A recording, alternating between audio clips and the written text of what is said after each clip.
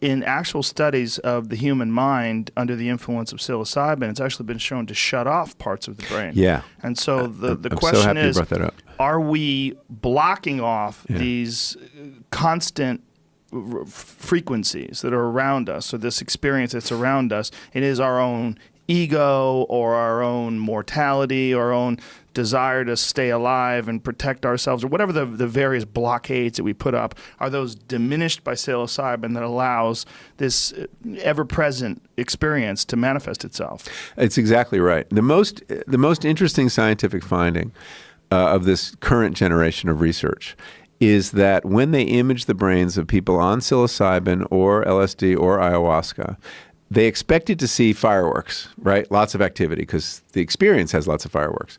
But they found something that they didn't expect, which was a diminishment of activity in a very important brain network called the default mode network.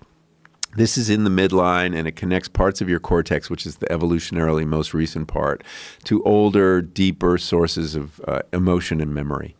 And it's a hub in the brain. And the brain is a hierarchical system. And this is the orchestra conductor, as one of the neuroscientists put it. It's a regulator.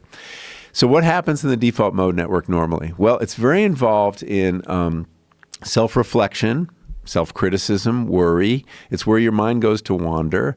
It's involved in time travel, thinking about the future or the past. It's involved in something scientists call theory of mind, the ability to imagine that another person has mental states and is not just a rock. It is involved in what's called the experiential or autobiographical self, the way we kind of take what's happening to us and connect it to the story we tell ourselves about who we are based on the past and the future. So it's, if the ego has an address, it's in the default mode network. And what does the ego do for you? The ego kind of patrols the borders, right? It's what keeps out things that are threatening to you. It's responsible for the repression of subconscious thought or strong emotion, and it's a defense. It's a set of defenses, and psychedelics appear to turn this off to one degree or another. Take the default mode network offline. When that happens, to go back to your metaphor,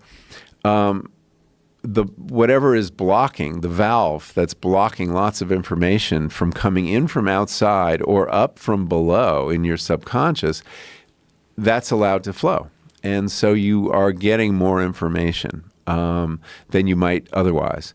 And this is a metaphor that Aldous Huxley used in Doors of Perception, that consciousness is eliminating more than it's creating.